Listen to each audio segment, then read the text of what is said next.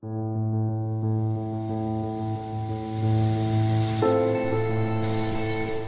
sining bulan sang Disyembre, sa programa sang Parish Cat nga nagasabat sa panawagan sang 3rd Diocesan Synod of Haro sa pagpatuman sang Sunday Catechesis sa tagsa ka mga parokya, ginadala sa inyo sang Haro Archdiocesan Commission on Catechesis and Catholic Education ang mga basic teachings and catechesis sang aton simbahan.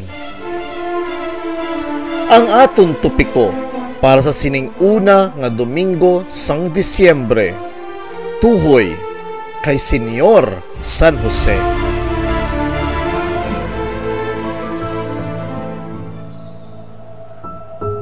Sa nagligad nga tuig 2020, gindeklarar ni Pope Francis sa iyang apostolic letter entitled Patres Corde, with a Father's Heart, ang pagdeklarar sa ika-150 anyos nga anibersaryo sang dokumento ni Pope Pius IX sa pagdeklarar kay Senyor San Jose bilang patron sang Universal Church sang December 8, 1870. 150 anyos nagligad sa nagligad nga tuig. Tungod sini, gindeklarar ni Pope Francis nga sugod December 8, 2020 tubtob December 8, 2021 pagatawgon Year of Saint Joseph. Ang Santo Papa, Pope Francis, nagsulat sa sining dokumento Patris Corde. Sa piyak sang pagtilaw dala sang pandemya, akong sa diin pagpanghangkat ini agud ngan tagsa kapinunyagan mag-ilog sa panimuot ni Senyor San Jose, the man who goes unnoticed, a daily, discreet and hidden presence, ang magbulig sa tagsa-tagsa sa tunga sining kalalatan.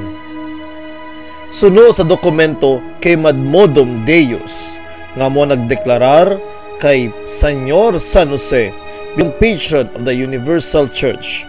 Suno kay Pope Pius IX, because of this sublime dignity which God conferred on His most faithful servant, the Church has always most highly honored and praised Blessed Joseph next to his spouse, the Virgin Mother of God, and has besought his intercession in times of trouble.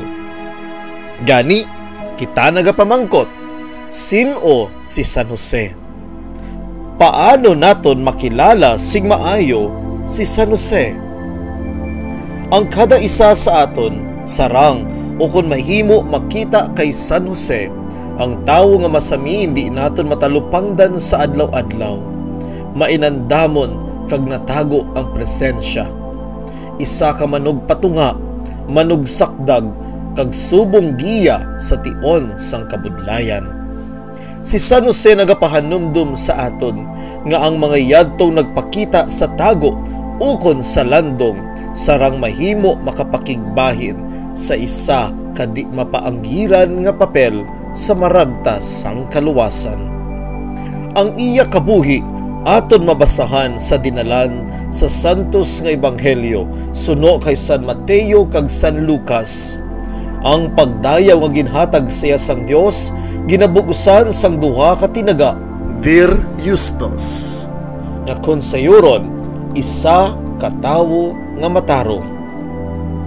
Si San Jose naghalin sa kaliwat ni David apang nagkabuhi nga mapainubuson sa isa ka simple nga pangabuhi.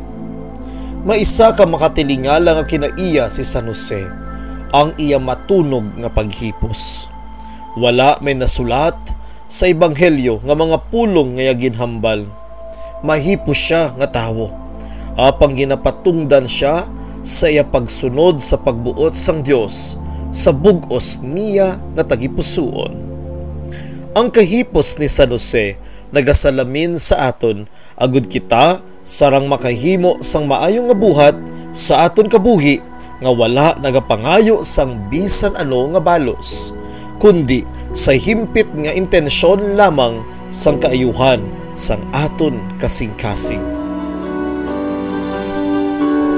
O Señor San Jose, matarong kagayo, ang imong kinabuhi, santos nga matuod. O Señor San Jose, makita kang takos, kamo may magbalantay sa bata nga si Jesus. O Señor San Jose. Madamo nga mga titulo ang ginhatag kay Senyor San Jose.